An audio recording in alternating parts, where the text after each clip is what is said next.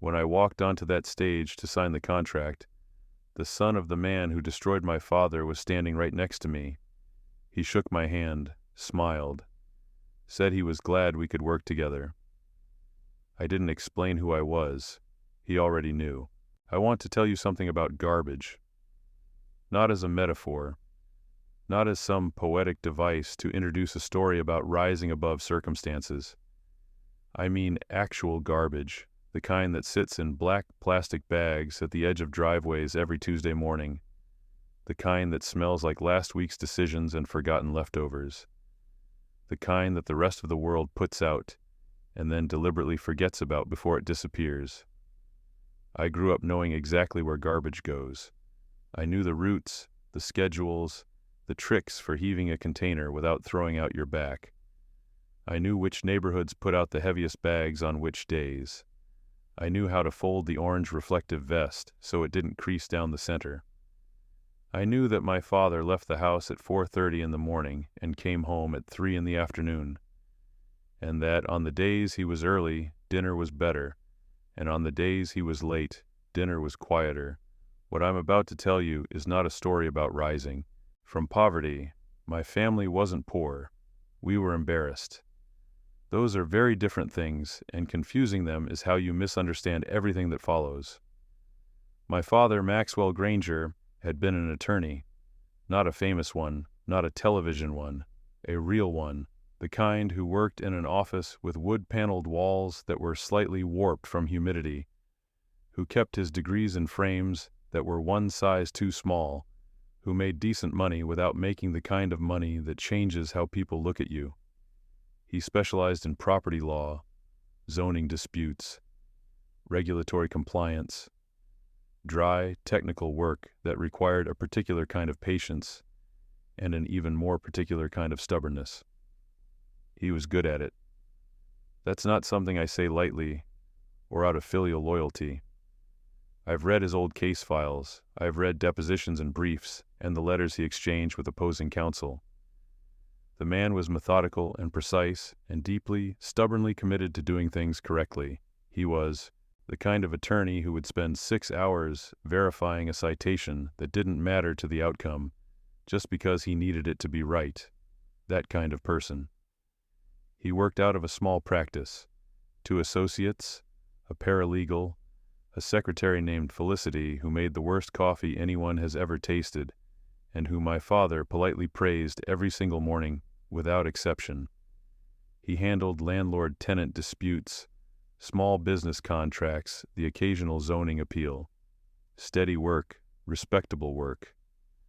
I was 8 years old when the Caldwell case began, and I didn't understand any of it at the time.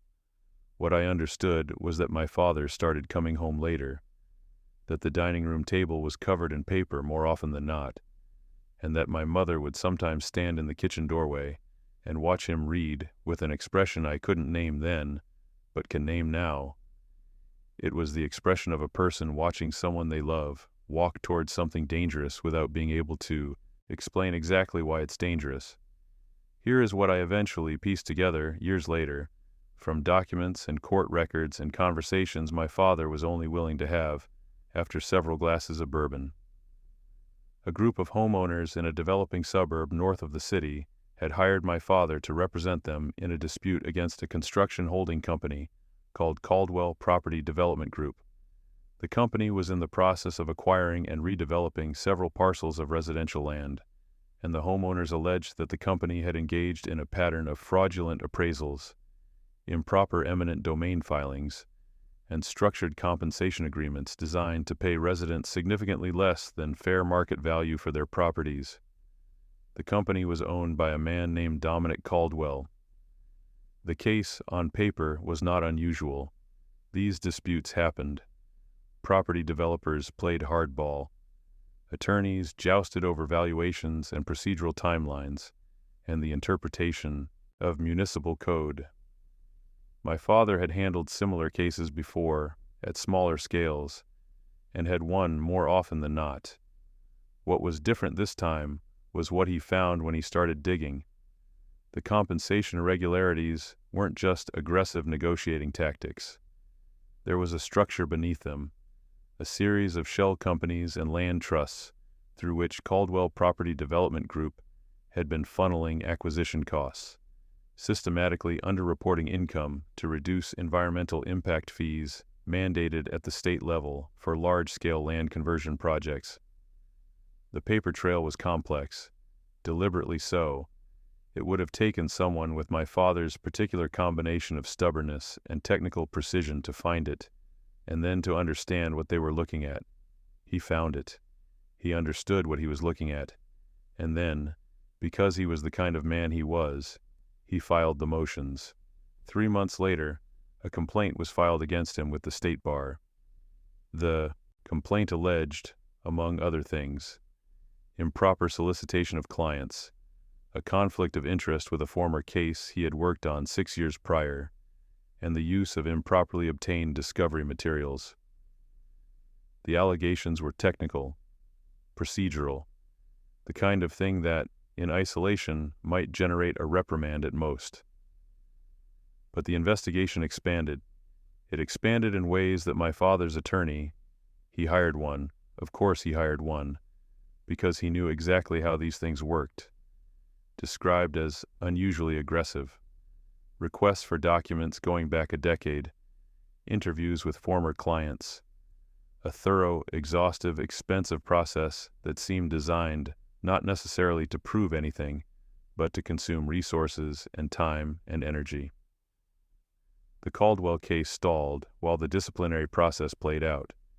His license was suspended pending further review, not revoked, suspended, which meant the situation could theoretically be resolved, but which meant, practically speaking, that he could not practice law, could not bill clients, could not generate income from the work he had spent his entire professional life building toward.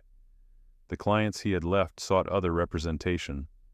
Legal fees mounted, for his own defense, for the cost of the paralegal, who was still technically employed for 3 months before the situation became financially impossible, for the various motions and responses and procedural filings that are the basic currency of any legal dispute. My mother went back to work. She had a degree in accounting and found a position at a regional firm, enough to cover the mortgage and the utilities and groceries, not enough to cover the mounting legal costs or the feeling that settled into the house like cold air under a door. My father eventually won the disciplinary case, partially. The most serious allegations were dismissed. One minor procedural violation was sustained. Something about the timing of a notification to a former client. He received a formal reprimand. He could have reapplied for his license. He chose not to, at least not immediately. The process had taken 3 years. 3 years of fighting a battle that was designed to be unwinnable, not because you'd lose, but because the fighting itself would break you. His practice was gone. His professional network had quietly distanced itself during the proceedings. The cost of rebuilding, finding clients, rebuilding reputation, covering overhead while revenue slowly returned, was more than he could carry in the immediate term. The first stable employment he could find was through the Municipal Waste Management Department. He drove a garbage truck. He drove it with the same precision and reliability he had brought to everything else he had ever done in his life. He was never late. He was never cited for an incident. Within 3 years, he was one of the most senior drivers on his route. The men he worked with respected him. He never talked about what came before unless someone asked directly, and almost no one did, because almost no one talks to a garbage truck driver long enough to find out who they used to be. I need you to understand all of that before I tell you about high school, because without it, you'll think this is a story about a boy who was embarrassed by his father's job, and it isn't. It's a story about a boy who watched a just man get broken by a system that was supposed to protect justice, and who decided quietly and without announcing it to anyone that he was going to understand that system well enough that it could never be used that way again. Not against his father, not against anyone else he chose to defend. I just had to grow up first.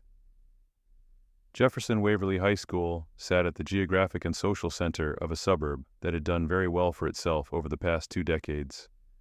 The kind of suburb where the houses got larger as you drove away from the highway, where the school's athletic facilities were better than most small colleges, where the parents attended board meetings with the focused intensity of people who had decided that their children's educational environment was the primary expression of their personal achievement. The student body was not entirely wealthy. There were gradations, the genuinely affluent families whose names appeared on school building wings, the comfortably upper-middle-class families who formed the visible mainstream, a mid-tier of professionals and skilled workers whose children navigated carefully between aspiration and reality, and then a smaller contingent that included people like me, not poor, not struggling exactly, but carrying the particular self-consciousness that comes from being adjacent to money without having it. I arrived at Jefferson Waverly as a freshman with the social instincts of someone who had been briefed on the territory, but had not yet learned to read it in real time. I was quiet, not shy exactly. I could talk, I could hold a conversation, but deliberate. I chose words carefully, which at 14 is often indistinguishable from being awkward. I was good at math and science and moderately good at English, which meant I had value in certain academic contexts and less elsewhere. My father drove Route 7, which included the blocks immediately surrounding Jefferson Waverly. He had driven it for 4 years by the time I started high school. I knew this. He knew I knew it. We had never discussed it directly, which was its own kind of discussion. The first time most of my classmates connected me to the garbage truck, I was in the cafeteria, approximately 6 weeks into freshman year. Someone had seen my father on the morning route, recognized me in the passenger seat during a non-school day, when I had ridden along because my mother needed the car, and told someone who told someone else, and by the time it reached the cafeteria, it had already been reshaped by the telephone process into something slightly more vivid and slightly less accurate than what had actually happened. "Your dad drives the trash truck for this neighborhood, right?" asked a boy named Kyle Prescott, who wasn't malicious exactly, but who had the social instinct of a person who says things to see what happens when he says them. "Yeah," I said. That was it. That was my entire response. Kyle looked slightly disappointed, as if he'd expected something more reactive, and moved on. But the information was in the ecosystem now, and in the ecosystem of a high school cafeteria, information finds its users. Preston Caldwell found it. Preston Caldwell was the son of Dominic Caldwell, which I knew from the moment I first heard his name, which was before I even met him. I had heard the name in my house, spoken in certain tones, associated with certain events. When I saw his name on the class roster before school started, I had the peculiar experience of recognizing someone I had never met. He was, in the specific way that certain kinds of privilege manufactures itself into personality, exactly what you would expect. Tall, not unusually so, but tall enough to carry himself like a person who is accustomed to looking slightly down at most situations. He was athletic without being a serious athlete, the kind of person for whom sports are primarily a social lubricant rather than a genuine pursuit. He was funny in the particular way that requires a captive audience, which a high school social hierarchy reliably provides. People laughed at his jokes with the slightly too quick timing of people who have understood that laughing at his jokes is a reasonable investment. He was not stupid. I want to be precise about that. It would be convenient, and it would be satisfying in a certain storytelling way, to tell you that Preston Caldwell was a dim, entitled bully whose cruelty proceeded from the specific incompetence that extreme privilege can produce. But that wasn't true. He was moderately sharp, strategically aware, and possessed of a social intelligence that was genuinely his own, rather than merely inherited. What his background had given him was a framework, a fixed belief that certain kinds of people occupied certain positions in the world, and that this was natural and appropriate. that his intelligence operated within rather than questioned. When he found out about my father's job, he was interested in the way a person is interested in a useful piece of information. He never said anything directly. That's important to understand about how this kind of thing works. Direct cruelty is crude, and Preston was not crude. What he did was more ambient. A raised eyebrow in a particular social context. A story told at lunch about the weirdest things people had left in their trash. A joke about environmental responsibility that required no names, because everyone already understood the reference. He cultivated a climate in which my particular embarrassment was common knowledge, available for use by anyone who wanted to access it, while maintaining his own position as someone who was simply having ordinary conversations. The social effect was real, even if the mechanism was indirect. I became, in the specific vocabulary of high school social architecture, someone who could be used as a reference point. Not a primary target, there were others who filled that role more visibly, but a secondary one, available when needed. I dealt with it the way I dealt with most things at that age, by observing more than I acted, by understanding the systems involved, and by carrying, in the quieter parts of my mind, a form of patience that was not resignation, but was easily mistaken for it. The incident with the truck changed that. It happened on a Tuesday morning in the middle of March, my sophomore year. I know it was Tuesday because Route 7 ran on Tuesdays. I know the date because I've checked the date on the video, which still exists in various archived corners of the internet if you know where to look. My father's truck had a mechanical problem. The hydraulic system controlling the compactor failed, which happens. These are complex machines operating under significant mechanical stress, and failures are not unusual. What was unusual was the location. The truck stalled and partially blocked the street approximately 40 yards from the main entrance to Jefferson Waverly High School, at the peak of morning arrival, when several hundred students were walking from parking lots and bus stops and parked parent vehicles toward the building's front doors. My father got out of the cab in his work uniform, the bright orange safety vest, the heavy boots, the gloves tucked into his belt, and began examining the hydraulic panel on the side of the truck. He had his phone out, calling the maintenance dispatch while simultaneously troubleshooting the mechanism, because he was thorough and because he hated being idle when there was something he could be doing. I was in the school building already. I didn't see it happen in real time. What I saw was the video. Someone, I never confirmed who, though I had strong suspicions, filmed approximately 4 minutes of my father standing at the side of his truck, in his work gear, on a public street in front of a school. The video itself was not remarkable.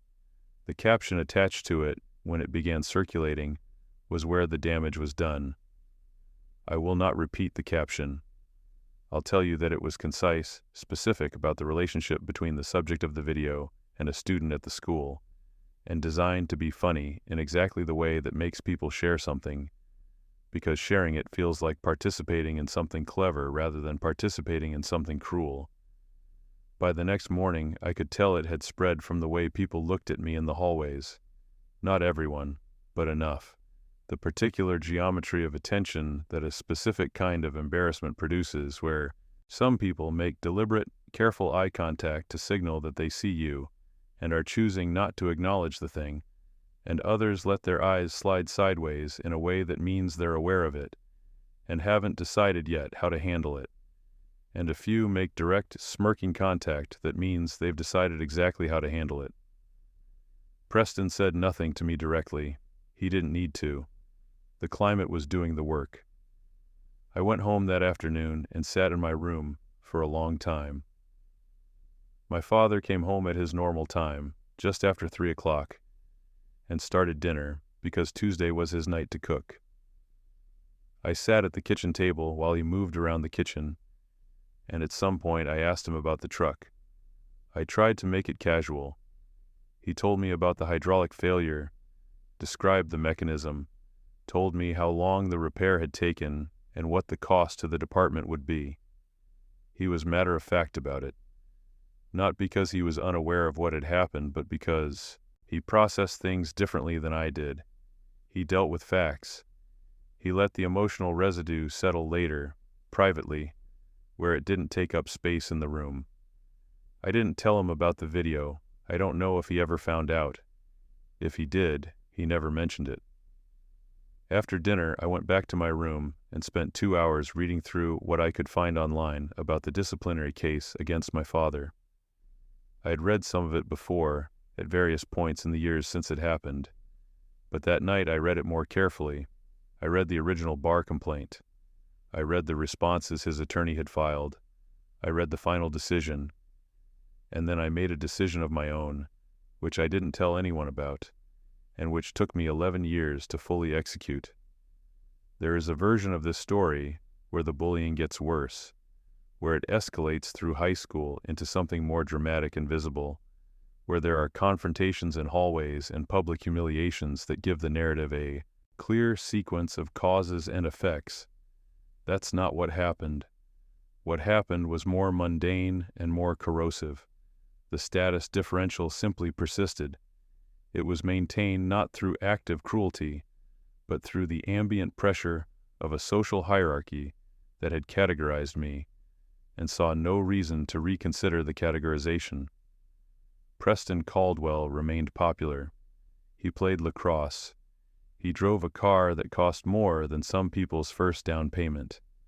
He threw parties at a house large enough that the parties didn't disturb anyone who lived in it. He dated girls who wore the particular kind of effortless-looking clothing that requires significant effort and money to appear effortless. He existed at the top of the social architecture without appearing to work at it, which is the most convincing form of social dominance. I existed somewhere in the middle, defined primarily by what I wasn't. I wasn't wealthy, I wasn't athletic, I wasn't remarkable looking, I was smart, which in the social economy of a high school like Jefferson Waverly bought you a certain neutrality but not much traction. I made one serious strategic mistake during those years. Sophomore year, second semester, there was a history class in which I was partnered with a girl named Natalie Whitlock for a presentation on New Deal regulatory frameworks. Natalie was, at that point, part of Preston's social orbit. Not his girlfriend, not his close friend, but present at the events and connected to the network. She was genuinely smart, the kind of smart that sometimes gets underestimated in the context of being conventionally attractive and socially successful. We worked on the project over several weeks. We had conversations that went past the project into other things. She was interested in economics. I was interested in law. We both thought the teacher was considerably less interesting than the material he was teaching. I was more open during those weeks than I normally permitted myself to be in school social context. I made the mistake of treating her like an ordinary person rather than like what she was, which was a node in a social network with specific properties. I told her during one of our library sessions, some of what I've told you, about my father's history, about the legal case, about what I thought had happened, not everything, but enough. Within 2 weeks, a truncated version of it had reached Preston. I knew because his manner toward me changed slightly, from ambient indifference to something with more texture, not more hostile exactly, but more aware, like someone who has been given a piece of information and is deciding what to do with it. Nothing dramatic happened, but I learned something important about the difference between being honest with people and being strategic about honesty. I learned that information in a social environment is currency, and that spending it carelessly has costs you pay later. I didn't stop being honest exactly, but I was bitter, or not only because I was bitter, or not only because I was bitter, but because I recognized that my actual project, the thing I was slowly working toward, required a kind of focus that social belonging tends to dilute. Belonging asks you to share time and attention and emotional energy with the group. I had a specific use for that time and attention and energy. The isolation that followed was real. Lunch was often spent in the library. Evenings were spent reading, not just schoolwork, but the things I was teaching myself. The basics of corporate law, the structure of regulatory agencies, the history of environmental legislation. I was 17 years old, reading about the Clean Water Act and the Resource Conservation and Recovery Act, and the mechanisms through which state environmental agencies conducted audits of private industry. My mother noticed and said nothing specific about it, which was her form of support. My father noticed and occasionally left books on my desk, not targeted suggestions, just things he was reading that he thought might interest me. One of them was a history of regulatory capture. I read it twice. I graduated from Jefferson Waverly with a GPA that would have been higher if I had applied myself more uniformly to subjects I didn't find useful, and a quiet, settled clarity about what came next. I didn't say goodbye to anyone in particular. I didn't attend the senior parties. I drove myself to the ceremony, sat in the alphabetically assigned seat, walked across the stage when my name was called, and drove home. Preston Caldwell gave a speech. His parents sat in the front rows with the other major donors.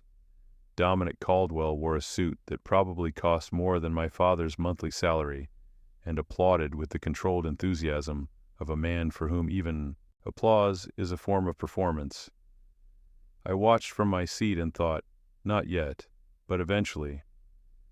The University of Michigan Law School acceptance letter arrived in April of my senior year. I had also been accepted to Georgetown in Virginia. Michigan offered the best package, a combination of merit scholarship and work study that reduced the financial burden to manageable. I chose Michigan not only for financial reasons, but because its environmental law program was, at that moment, exactly what I needed.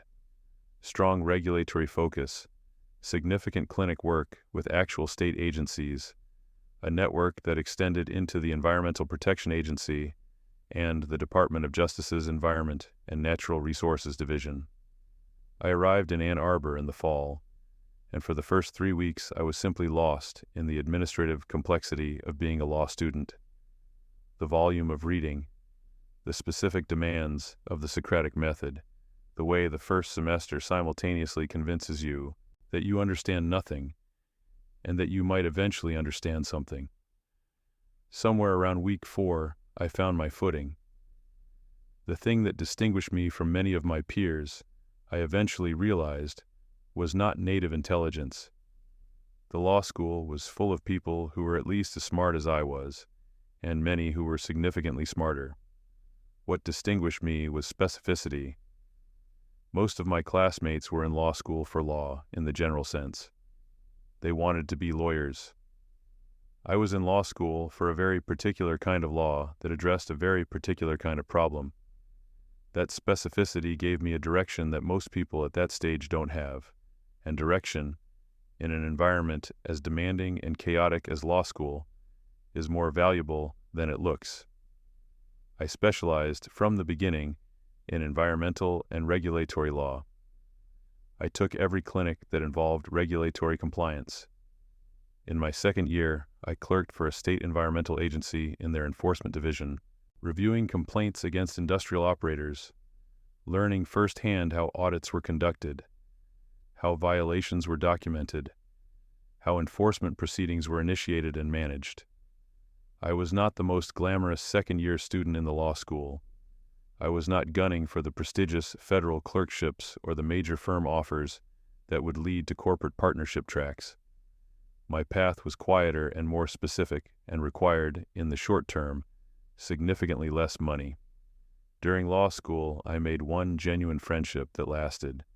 Julian York was in my section first year. Calm, methodical, with a background in civil engineering that gave him a structural approach to legal problems that I found genuinely useful. He was interested in infrastructure law and regulatory compliance, which put us in overlapping territory. We studied together, argued through hypotheticals together, covered for each other during the stretches when one of us was overwhelmed and the other had slightly more capacity. He was the only person from that period in my life who knew the full story about my father, about the Caldwell case, about what I was actually building toward. He believed me. He didn't think it was grandiose. He understood systems, and he understood that a system that had been bent once could be straightened, given sufficient leverage applied at the right points. After graduation, I spent 3 years at a mid-sized environmental law firm in Chicago, handling compliance cases for industrial clients, helping them understand and meet regulatory requirements, representing them in enforcement proceedings, developing a working knowledge of the gap between what the regulations required and what large operators actually did. This period was, from the outside, unremarkable. I was making decent money, developing competence, building a professional reputation in a narrow field. Inside, I was cataloging everything. I was learning how large construction and development companies structured their environmental compliance, or rather, how they structured the appearance of environmental compliance. I was learning the specific points in the audit process where information could be obfuscated or delayed. I was learning the regulatory frameworks at both the federal and state level for waste disposal, environmental impact fees, and the reporting requirements for large-scale land conversion projects. I was learning, in other words, exactly how Caldwell Property Development Group would operate when environmental regulation tightened, which was not a question of whether, but of when. The firm I founded with Julian York was called Northfield Environmental Compliance Group. The name was chosen deliberately. Nothing in it that pointed toward either of us, nothing that suggested a personal history or agenda. A clean, institutional name that communicated exactly what we did: environmental compliance, auditing, oversight, reporting, regulatory guidance. We started it in year 8 after my law school graduation.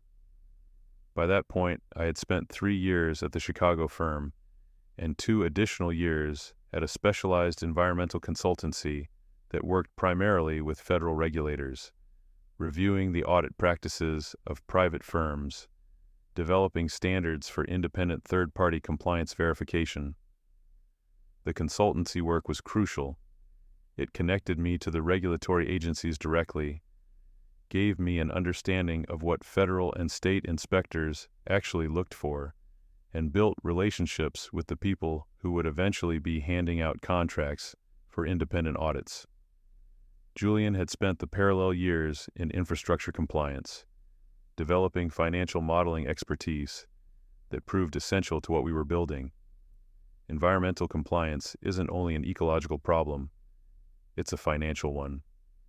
Environmental fees are calculated based on reported data about land use, waste generation, and impact mitigation. When a company misreports that data, the financial consequences of an accurate audit can be significant. Julian could calculate those consequences with the precision of a forensic accountant. We started small. 2 employees besides ourselves, a former EPA analyst named Gabrielle, who was extraordinarily good at document review, and a recent environmental science graduate named Zachary, who handled the field inspection components.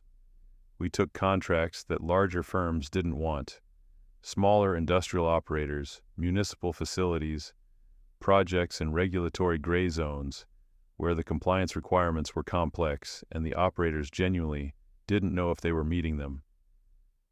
We were good at it.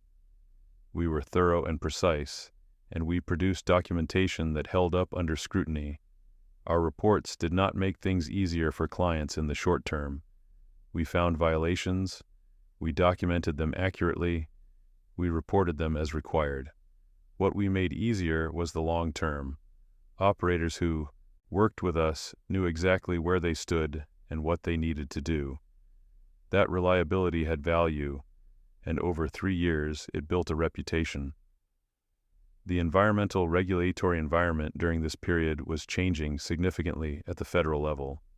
New reporting requirements for large construction projects, stricter standards for waste disposal and environmental impact documentation, a federal mandate, developed through years of advocacy by environmental groups and implemented through new EPA rulemaking, requiring independent third-party ecological audits for major development projects above a certain size threshold.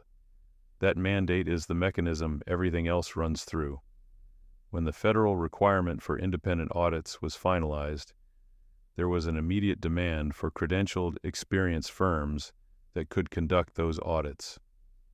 Northfield Environmental Compliance Group had been positioned exactly for that demand. We had the regulatory expertise, the federal relationships, the documented track record. Within 18 months of the mandate's implementation, we had expanded to 22 employees and had pending contracts with projects in 4 states. The money was real now, not immediately dramatic. We were a compliance firm, not a tech startup, and our revenue grew in the measured way that professional services revenue grows. But real and increasing and connected to a regulatory environment that was moving in a direction that favored what we did. During this period, my father reapplied for his bar license. He had been contemplating it for several years. The disciplinary reprimand that had remained on his record was old enough, and the circumstances surrounding the case were documented enough. That reinstatement was realistic. I had worked with an attorney who specialized in bar reinstatement proceedings. Quietly, without making it a project we discussed much, to prepare the application correctly, my father reviewed it, made his own additions, and submitted it. The reinstatement was granted. He didn't practice immediately. He wasn't sure he wanted to after so many years. He drove the garbage truck for 2 more years after the reinstatement. Then, at his own pace, he made the decision. He came to work for Northfield Environmental Compliance Group as our legal compliance director. It was not a ceremonial role. He worked on actual matters, reviewed regulatory submissions, developed compliance frameworks, brought his particular combination of technical precision and legal knowledge to a practice that needed exactly those things. He was not returning as a charity case or a symbol. He was returning as the person he had been before the Caldwell case dismantled his practice, doing the work he was suited to do. I gave him the office with the best natural light. The contract to conduct ecological audits on Caldwell Property Development Group's Northern Corridor project came through a government procurement process. A competitive solicitation, 6 firms bidding, independent evaluation panel.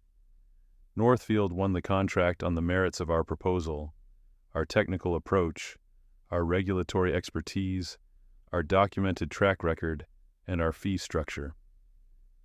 I want to be precise about that. We did not engineer the situation.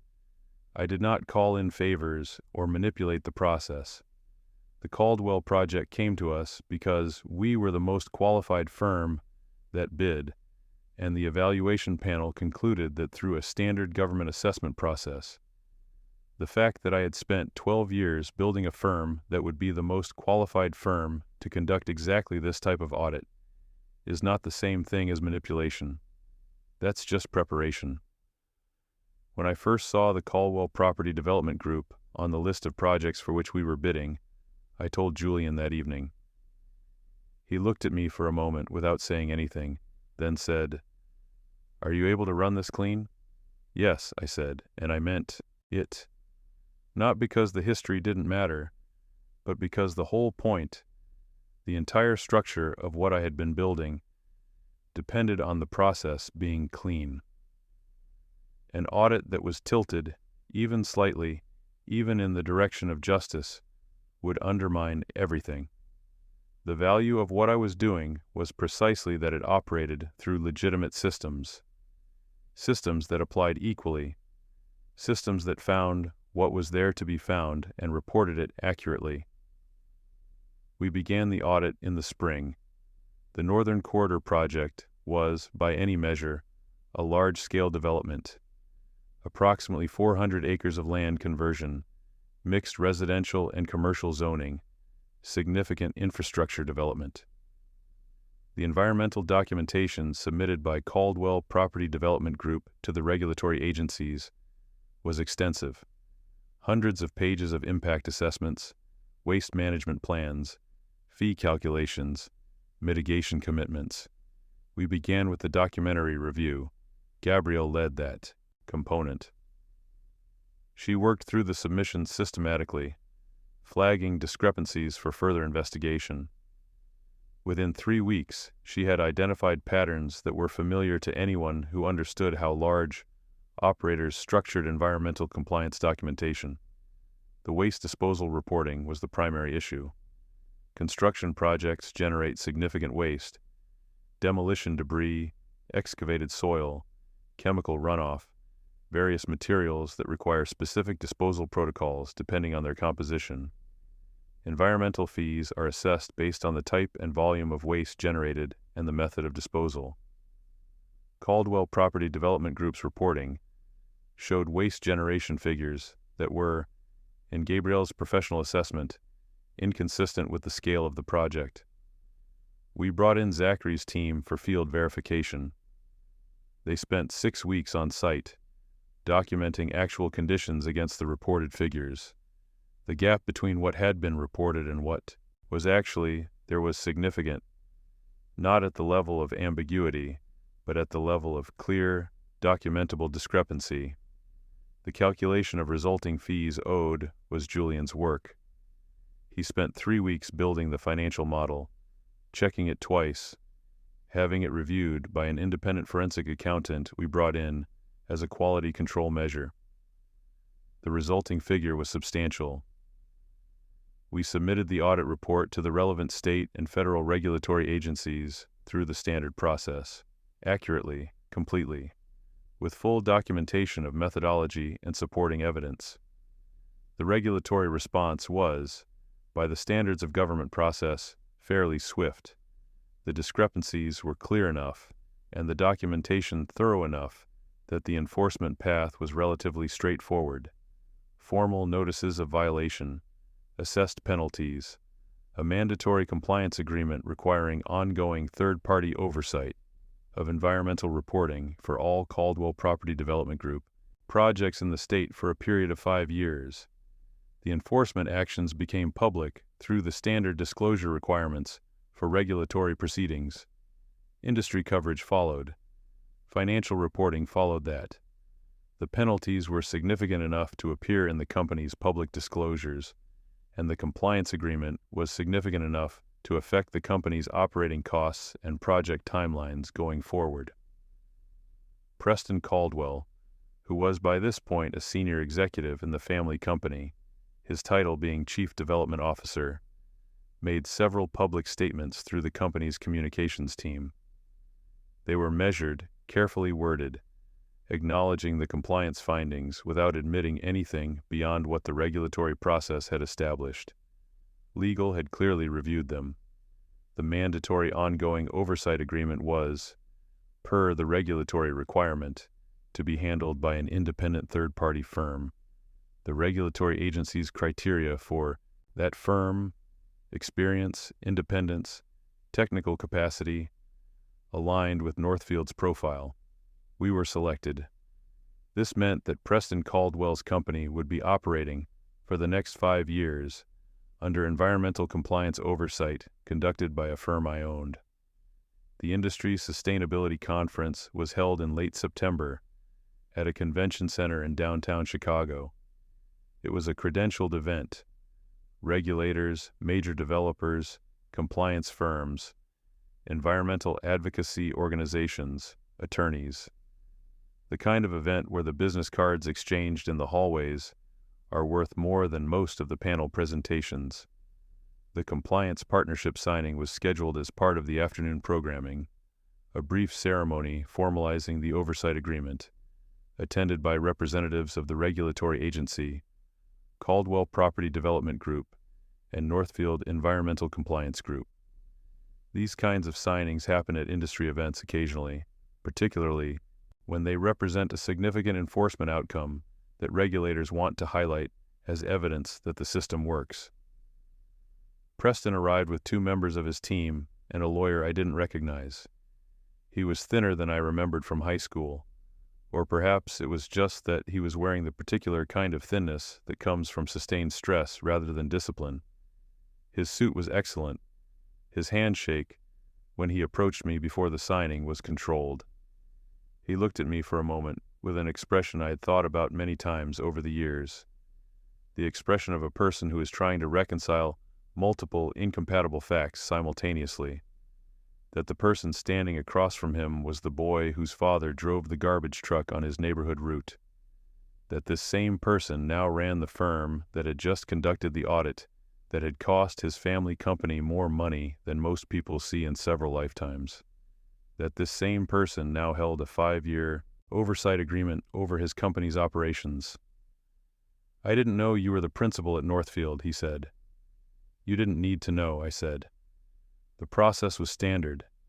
The findings are what the findings are." He nodded once, the tight nod of a man accepting a situation he cannot change. I had heard about the Granger connection. "The regulatory record is public," I said. Anyone who wanted to look could look. We went to the stage. The ceremony was brief.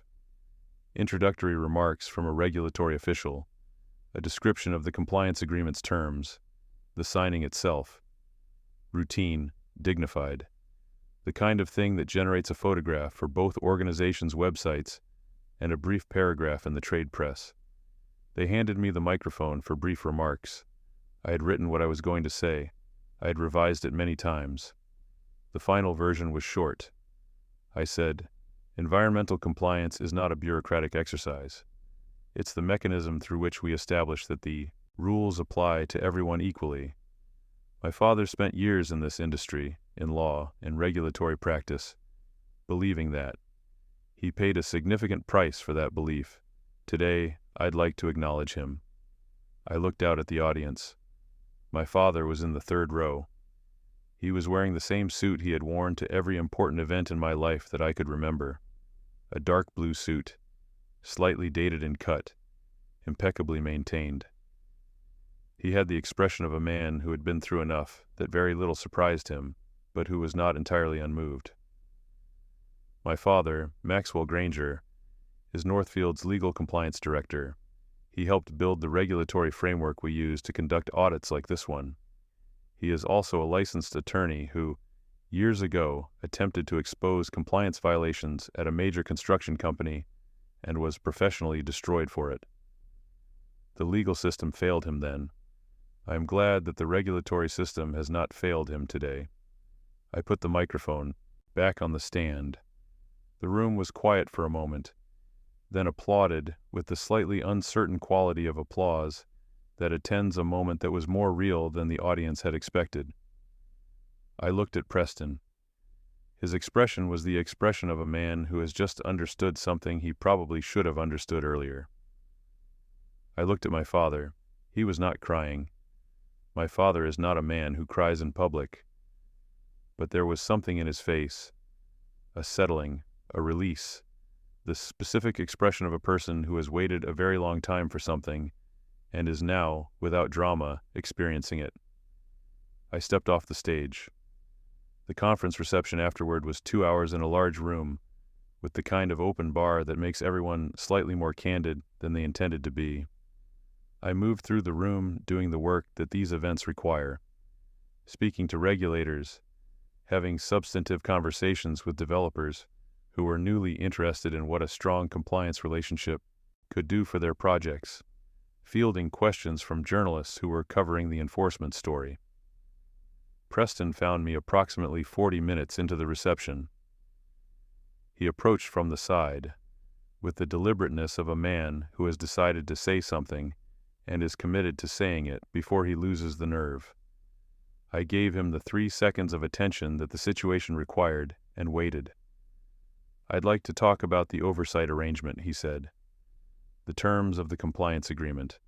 Whether there's any flexibility in how—" "The terms are set by the regulatory agency," I said. "They're not subject to negotiation by either party."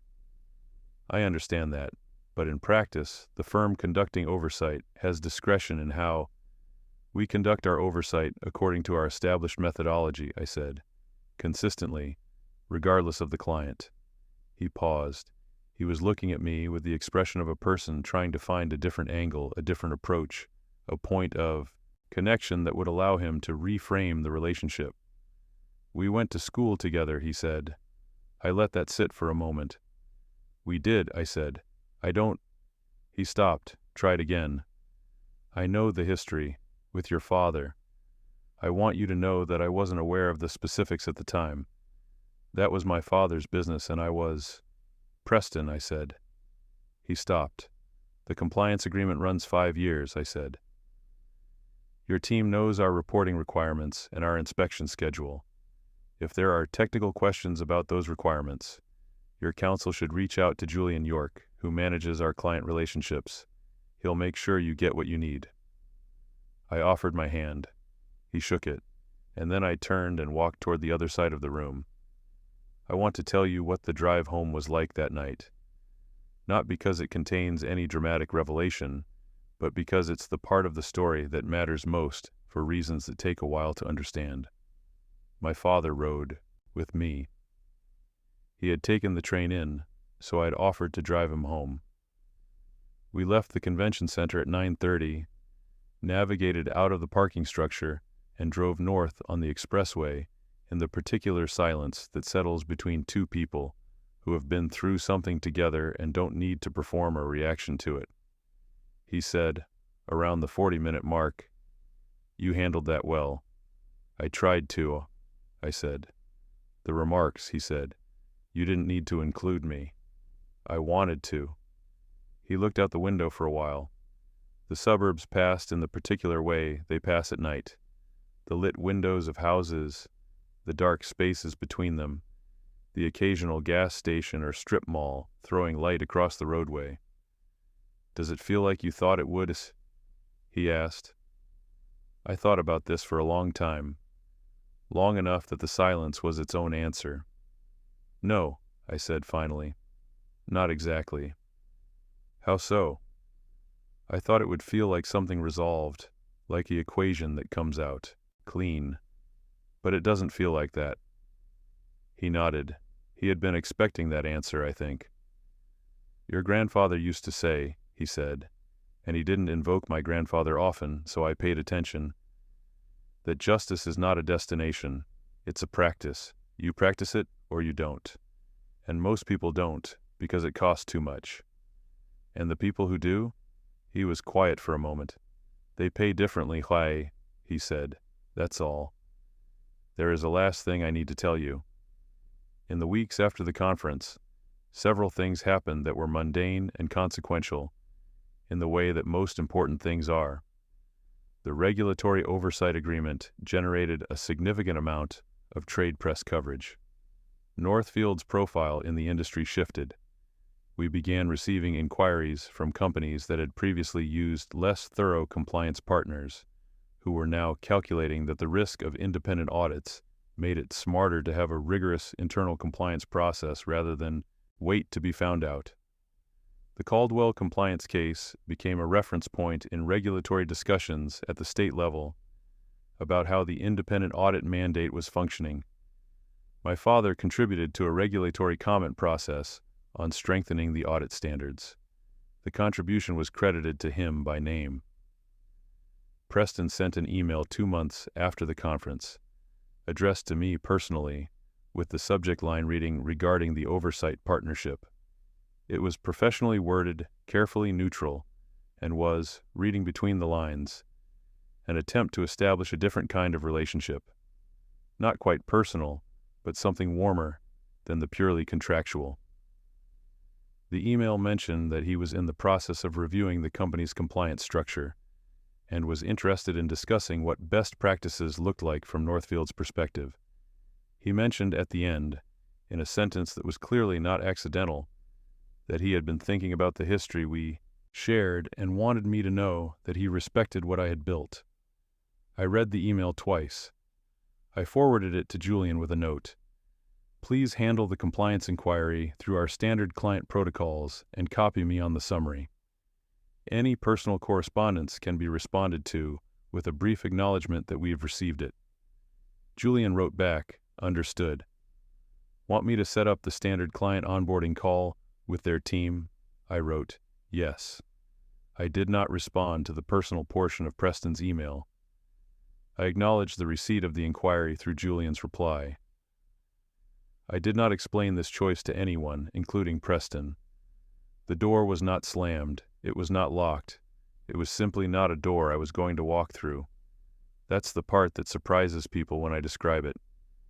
They expect the final move to be dramatic, the cold speech, the direct statement of what he was to me and what this moment meant.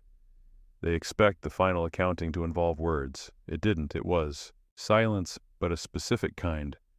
The silence of a person who has stopped needing the conversation to happen. My father was given a small office at the end of the hall. It had a window that overlooked a courtyard with one tree in it, and he kept the blinds open most of the time, which he said was because the natural light made it easier to read. He kept his law school degrees on the wall. The frames were better than the ones he'd had in his old practice. I'd gotten them reframed as a quiet gesture when he first came on board, choosing frames that fit properly. On Tuesday mornings, when Route 7 was running, he would sometimes pause at the window and watch the sanitation truck make its way through the street below. Not with bitterness, or so I believe. More with the settled acknowledgement of a man who has lived through enough to understand that the different versions of your life are all yours, and none of them are the final word on who you are. I have never told him that the Caldwell case was the reason I chose environmental regulatory law. I think he knows, or suspects, but we have maintained a comfortable distance from that particular conversation. There are things between fathers and sons that are better understood than said. What I have told him, and what I will tell you, is that I am not entirely sure what the thing I have built has cost me. Not financially. I know that number exactly. I mean the other things. The friendships I didn't make because they required attention I was using elsewhere.